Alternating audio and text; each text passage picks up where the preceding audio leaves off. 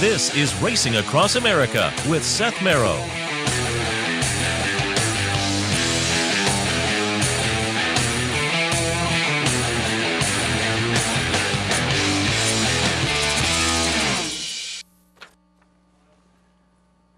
Welcome back to Racing Across America on this Tuesday morning. Happy to be joined by a bittersweet visit from Tony Calo. Always happy to be visited, but they're wrapping up the Finger Lakes season, so this will be our last visit in 2014. Good morning, Tony.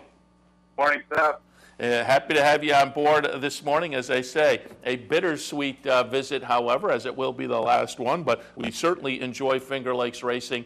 And sorry to see it go as the season wraps up, but we'll recap some of that a little bit later on. First, we'll get some thoughts for this afternoon. But before I do that, I just have to give a tip of the cap to Tony Calo. Last week's visit, Tony handed out like candy the winner of the Zia Park Derby, Alert Bay. And Tony, I noted the day after, a couple of days after, the next time, I think this was Friday morning when I was in here, that you had come on the Tuesday show and talked about being friends with the connections of Alert Bay, coming down from a couple of stakes wins up at Hastings, and you handed that one out. I thought the price was a little bit short. Now, the horse had some talent, but you would think maybe being a winner up at Hastings, those are two nice races, but it is Hastings, so I thought the price might float up a little higher, but still $7 and change, a nice winner there. And again, congratulations for handing that one out.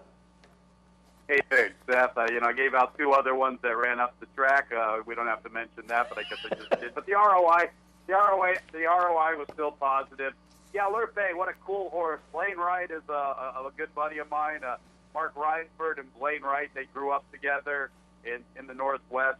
Blaine's father was a jockey, Richard Wright, and a trainer, and he handed over the business to Blaine probably in about '06. And Mark, Blaine, and I, and a few other guys, we all did the gypsy thing, went to Surf Paradise for a year and rented a huge house and got to know Blaine really well. And just a really, really good horseman, really good guy, really cares about his horses, on the phone all the time with his owners and trainers, and done a great job. Had a big year last year. And when I went to Golden Gate Fields this past winter, we saw Alert Bay in a stall, and he told me he was going to be a nice horse, and he really has. He's run some big races in Southern California. He's very versatile. He can run on synthetic. He can run on dirt. He can go short. He can go turf. He can go long. Just a nice horse, and told me he was training really, really well for the Zia Park Derby. I talked to him the morning of the big race, and he said he went over the oval grade. And you're right, the price was a tad low, but we'll take it. He's a great horse, and I'm really happy for Blaine.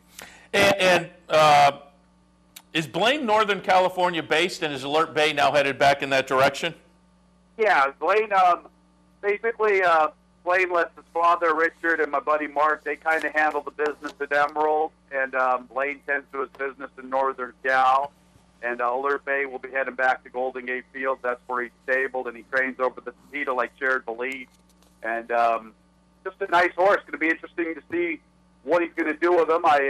He hasn't divulged that with me yet, but we'll keep our eyes open. He's a nice horse, no question about it. Yeah, he's verging on $500,000 in earnings, so a very nice horse. So again, congratulations on the call there. All right, let's get some thoughts on this afternoon. Before we do that, it's that time of year. Always have to check. What's the weather look like out your way?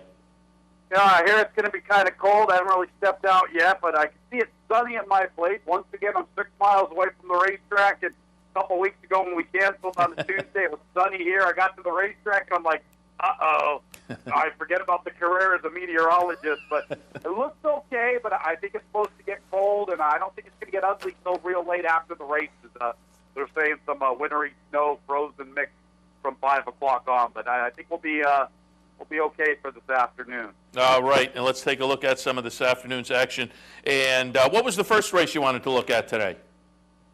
Number one. Okay, in the first race, it's a calendar condition claimer, $5,000 tags. And Tony, in here, I took a shot with Allie's winner just on the improving numbers. Now, the last one was a sixth-place finish, but gets a half a step down, a claiming price relief today. I think that'll bounce that one back. I'll be interested to hear your take, because the even money morning line favorite is Ryan's Gift. I have the horse right underneath, but that price just looks a little short to me given what we saw last time. Now, class-wise, again, this one's also getting some relief and certainly has some back class. Goes out for Mike Ferraro. So I understand the morning line, but off the last one, I'm willing to take a little bit of a shot against. And then the third spot at 15-1, I thought Jitalian might add a little bit of interest in here because as opposed to maybe Ryan's Gift, I think the poor performance by Jitalian may be a little bit of an aberration, and this horse can bounce back to some prior good numbers. So for me, I have it 5, 3, and 1. What were your thoughts? All right, well, we'll begin our pick 5, a great day to play. This will be our last Tuesday of the season. So yesterday we got about 12 or 13K into the pool, so I would figure that number would be about the same. I thought Ryan's Gift was vulnerable. He's even money. Yeah. He hasn't won on a Finger Lakes in quite some time. You know, I think for the last couple of years, most of his success has been over the defeat at Presque Isle. And from that angle alone, I thought he was vulnerable. I thought Ollie's winner, the race goes through him. He had trouble at the start last time.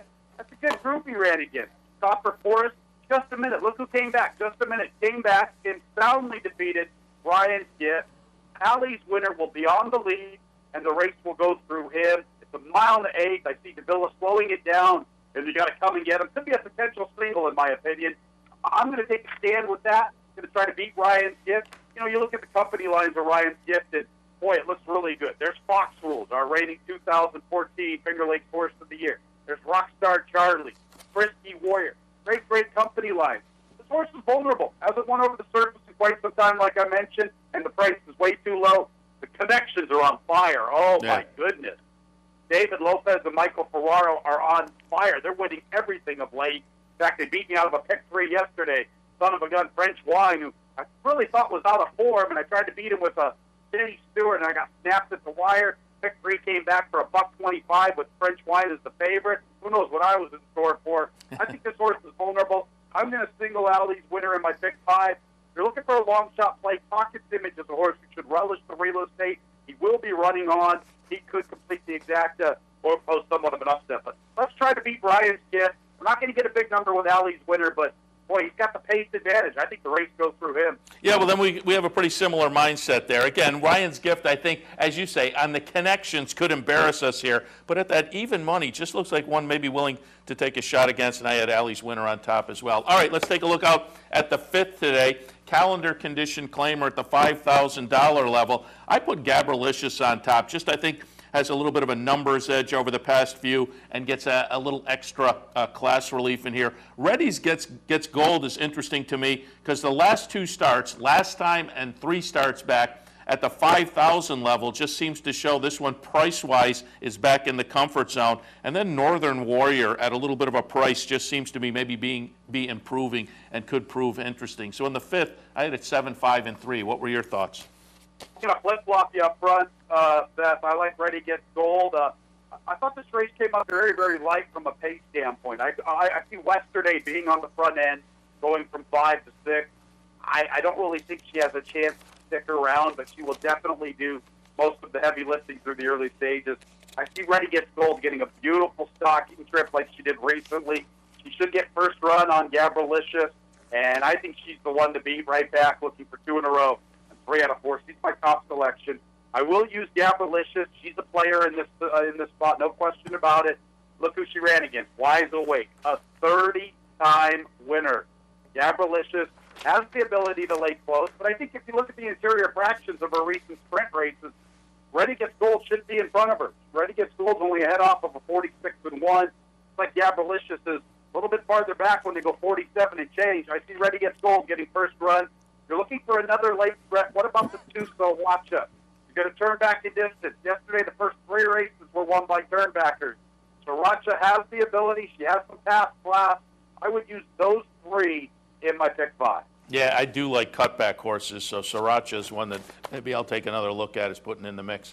In the finale today, race number 9, a conditional claimer, 5,000 tags, non-winners of 3 lifetime the condition. Fillies and mares, 3-year-olds and up. They'll go 6 furlongs. I thought River Est might be interesting on the additional class relief. Had been in some allowance company. Then last time on a little bit of a comeback, was in 7,500, in for 5 today. I think River Est, as I say, with the additional class relief, is interesting. Number 7, Alpha Galpha Amber, just seems to be in good form with improving numbers. And Magical Act, who in his previous race had been just behind Alpha Galpha Amber at a price, was interesting. So I had it 2, 7, and 6. Pretty much the same way. I think Riveress is the speed of the field. Her interior fractions are quicker than her other pace rivals. Perhaps Sweetheart can run with her through the early stages, but from a paper standpoint, it sure does look like Riveress is going to get the lead through the early stages, and she will be the one that they're going to have to gun down. Alpha Galpha Amber looks like a player in the lane. Sweetheart, maybe she gets a little bit of a mix. Magical Act was scratched yesterday, so her stablemate Berkshire Hills could win the race. So that's a good move on them. But Riveress definitely has a pace advantage with her interior speed. All right, and Tony, let's shift our attention now and just talk a little bit about the meet in general. We've been going for most of the year now and wrapping things up at Finger Lakes at the end of the week. And Tony, first let's talk some of the meet leaders, and let's look first at the jockeys. Jamie Rodriguez pretty safely in first place. Jamie Rodriguez, according to the Equibase stats I pulled up last night, 159 wins over Wilfredo Regina with 111. So pretty safe margin. And Tony, while we talk, I'm going to go back to the September 6th aspirant, and we're going to watch "'Tis Time to Shine" for Chad Brown. Chad Brown ships this one out there to win the Finger Lakes Stake, but he picks up the local jockey. Jamie Rodriguez is going to be on board, number 5, "'Tis Time to Shine." Talk a little bit about the jockeys race this year. Well, you know what? Jamie has been our dominant jock the last 2 years. This year it was a race. Wilfredo Regina had the edge on Jamie. The whole key was when Jeremiah Englehart switched to Jamie. Jeremiah felt like he just was coming up a little bit short with Wilfredo, and he felt like he had to make a move. He said he had watched replays. No, Jamie's young. Jamie's only 23 years of age. Wilfredo's in his mid to late 40s. Both excellent jockeys. But once Maya made the change to Jamie, basically the race was over. That's when Jamie took off and solidified and asserted himself as our top jock for 2 years in a row. Talked to him yesterday. He's going to be going to work for H. James Bond this winter, and he hopes to be riding for him at Aqueduct. Great kid, 23 years of age, strong finisher, getting better and better. Jamie Rodriguez, a deserving top jockey here at Finger Lakes. Yeah, nice, and it'd be nice to see him teamed up with Bond and be down in New York over the winter. We'll keep our eyes on that. We got a good connection there with Bob Johnson as his jockey agent. Bob Johnson represented John Grabowski for many, many years, and Grabowski and Bond had a big. They were big together for many, many years, and with the Bob Johnson factor, Jamie's in the barn there now, and just done a great job. Jamie, top jock, well deserving. Yeah, and if people don't remember, Bond started his career out at the Finger Lakes. Yes, he sure did. His sister Judy Turetsky is one of our conditioners around here, and he had left long before I had arrived. But everybody talks about him. What a great class act he is, and it's kind of cool. That's interesting. I've seen the name. I didn't realize she was his sister. Yep, that's what I've been told around here. You'll see whenever he ships horses there, basically. Judy handles them. Oh, there you go. Yeah. Oh, interesting. All right, speaking of trainers, on the trainer side of things. Told me my first year here, Seth. My first year here after opening day, I ran into an assistant trainer, Dan Coffey, his wife Mary Alice Coffey, and Dan told me, "Hey, Tony, you're new in town. Don't be talking a lot of smack about anybody." And I go, "Well, Dan, that's not really my style." So the only reason why I say this is that everybody's related around here in one way or another. He's kind of too. And I was just about. Everybody's a cousin to a cousin to a cousin. Yeah, I was just about to say, as we move over and take a look at the top trainers at the meet, there is a lot of similar names up at the top. The top trainer as far as wins, Chris Englehart with 95. In the second spot with 86 wins this season. Again, according to the stats last night, it was Jeremiah Englehart. And there on the screen, we do see Chris Englehart and Jamie Rodriguez, top jock, top trainer at the meet. But 2 Engleharts at the top, then 2 Ferraros sit third and fourth. Mike Ferraro, who hit that career milestone a couple of weeks back. M. Anthony Ferraro in the 5th spot. The guy who got off to such a hot start at the meet, James Aquilano. Talk a little bit about the trainer side. Well, you know what? It was a little closer than probably normal. Chris had to serve a little bit of a suspension early on in the season, and his assistant was able to register about 20-plus victories. So the race was a little closer. Jeremiah had a little false sense of security for most of the season, maybe hoping he was going to dethrone his father, but Chris just has far too many numbers, and great effort from both guys.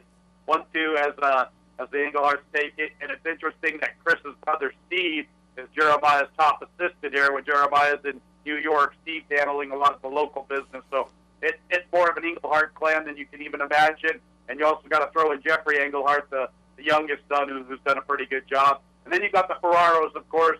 Mike Sr. really just always a second half season guy. He doesn't start a lot of horses early on, likes to get his horses conditioned. You know, Mike's a former bodybuilder, and he treats his horses the same kind of way.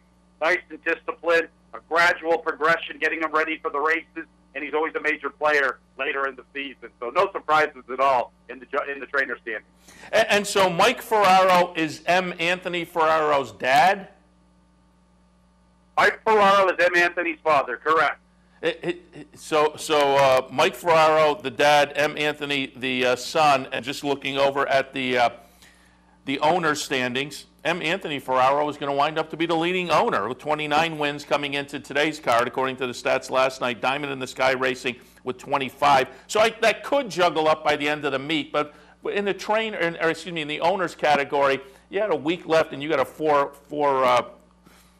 number lead. I think you're probably pretty safe. Mike Lascessi's in there. My Purple Haze, a very prominent stable out there. James Aquilano, top 5 leading owner. So the owners category, again, pretty interesting that M. Anthony Ferraro on top. Tony, let's talk a little bit about the horses. We talked last week about Fox Rules, who was named at the recent awards dinner the horse of the meet. Won the Genesee Valley Breeders back on July 4th. The New York Derby this year won by Empire Dreams, as we saw Chad Brown ship Tis Time to Shine out to win the Aspirant out there. What were some of the standout performances for you as far as the horse side of the game?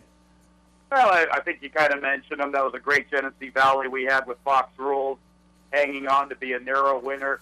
Always great to watch our New York Derby. One of the big highlights for me was our Lady Finger, which drew quite a field. I believe we had about 13 or 14 go to post, and we had 15 scheduled to compete, but we got a scratch that morning, and that just brought a lot of energy to Finger Lakes. You know, we've been kind of short on our numbers all season long, and the fact that we had 14 in the paddock, there was talk that we might have to install a second starting gate, which was kind of interesting. I didn't know how they were really going to be able to do that, but they said they were going to. We had to abandon. There was a possibility we were going to have to abandon our tote board for that race. In fact, I can't quite remember. We might have. I think the outside horses we had to refer to television monitors. To me, that was one of the cooler things of the season. You know, we've been hindered by our numbers for a couple of seasons, and to attract that many 2-year-olds in one affair, this was really a good deal. Yeah, the location is beneficial. Obviously, part of the New York bred program. You run a lot of New York bred races. And with training at the Oklahoma track for much of the year in Saratoga, it's an easy ship for some NYRA-based horses. So those stakes races, as noted, Chad Brown winning the Aspirant, but certainly the stakes races during the year, it's not unusual at all to see some NYRA-based trainers come, and even some NYRA-based jockeys. That's always interesting. But also interesting, those old war horses. You talked about it a little bit earlier when we were talking about today's races, and you saw one in the PPs with 20-some career wins, and those horses are fun also, and we see them all year long up at Finger Lakes. Yeah, they're the bread and butter of all the smaller racetrack programs, the Wise Awake to a 130 race. Some of the 10 and 11-year-olds still competing. You know, not everybody can be a California Chrome. Not everybody can be the Top Dog, the Wise Dan. We need these smaller horses that are running at lower levels. You know, they provide the everyday programs for the majority of the racetracks around the country, and you know, they kind of go without a lot of accolades, not a lot of love. You know, if something happens to them and you don't see them again, nobody really seems to care. And it's, you know, I've been a big fan of horse racing my entire life. My dad introduced me to the game when I was 10 years of age. I've been a student of the game my entire life, and you know what? Even the cheap old horse that maybe hasn't won in a couple of years, he deserves some love too. And I tip my cap to you and some of the other announcers around the country who do it, but I notice with those situations, with the horses that have won 30 in the career or whatnot, as they come under the wire with another win, you will often note that, and I think that helps the fans appreciate horses like that. So I tip my cap to you. But Tony, before we let you go, Just want to also add in, I know you're a guy who watches races from around the country on a regular basis, and it was a crazy weekend as far as stakes action. Opportunity in the 3-year-olds going 1, 2, 3 in the Clark, Private Zone in the Cigar Mile, and particularly I'd like to get your opinion on California Chrome. What did you think of him on the turf in the Hollywood Derby and any of the other performances from the weekend that stood out? Let me get back to Opportunity. I thought Opportunity could have been a major player in the Kentucky Derby. He got hurt the week leading up to it. I'll tell you what, from a racing fan, this might be one of the more exciting seasons coming up. Yeah. Because there are a lot of good 3-year-olds that are going to be running as 4-year-olds. One thing I've been saying for years and years and years is we haven't let our stars run enough. They've been taken to the shed rows. They've been taken to the breeding sheds way too soon, so you can't establish a fan base. That's not going to be the case this year. We've got California Chrome coming back, Bayern, Opportunity now re-emerging, Honored Code, Shared Belief, Tonalist. The list goes on and on. Yeah. Very, very exciting time next year to see what's going to develop with the 4-year-olds. Probably the best crop of 4-year-olds I've seen coming in around, sticking around. You know, most of the time we only get a couple of them that stick around. Next year is going to be really, really exciting. With that said, getting back to California Chrome, I know we didn't beat anybody, you know, but the fact that he showed up, and the more I think about it, you know, I know there's people out there that say, oh, Main Sequence is Horse of the Year. I'm not taking anything away what Main Sequence did. But if you go to a coffee shop where nobody knows anything about horse racing, they've never heard of Main Sequence. Yeah. They've all heard of California Chrome. He's the Kentucky Derby winner. He's got his legion of fans. Kind of like a Seabiscuit. I've been telling some fans, some of my friends, this horse has a following like I can't believe. We had a couple come over to our house on Breeders' Cup Saturday that do not even watch horse racing except for Kentucky Derby Day. He wanted to come over and bet California Chrome. That's the kind of energy this horse does. This horse did more from a promotional standpoint all year long than any other racehorse did in this country. California Chrome should be Horse of the Year. Yeah, and that's an interesting point you make, and it's absolutely true. I've said it the past couple of days. You could hear it on the simulcast signal on Saturday. They were cheering for this horse from the time he stepped on the track. They got 21,000 out there, Del Mar in November. Unbelievable. And you know what's funny? Todd Schrupp from CBG made a great point. This day and age with technology and smartphones, the noise wasn't as loud because everybody had their fingers glued to their phone so they could get a video of it. That's right. Yeah, that is a good point. And you know, I mean, besides from a resume standpoint, something, you know, you think about Horse of the Year. What does Horse of the Year mean? From a resume standpoint, sure, maybe Bayern even has a better resume than California Chrome. But there's an argument for that. Main Sequence. But from a publicity standpoint, from the energy generated, there is nobody that can match California Chrome in 2014. Yeah, that is interesting. If you add that into the mix, and that there's no definition. It rightfully should be. Yeah, that certainly is. Again, there's no definition for it, and so does that play into it? I think for a lot of voters, it probably will. Tony, again, sad to see you wrap up, but certainly we'll get you plugged back in next spring when Finger Lakes kicks off. And in the meantime, again, as a watcher of stakes races, maybe we'll give you a call some Friday morning to help us preview some weekend stakes action. I heard that last year, Steph. I heard that last year. I stayed glued to my phone every Saturday morning, and the phone never rang. All right, now I'm committed. Now I have to have you back in. Now you're putting me on my feet to the fire. Now you're in. Now you're in, baby. We're calling you. We're committed to it. Tony, but as I say, we really appreciate the visit. It's been a lot of fun, and plug you back in for Finger Lakes next spring. But in the meantime, we'll have you on.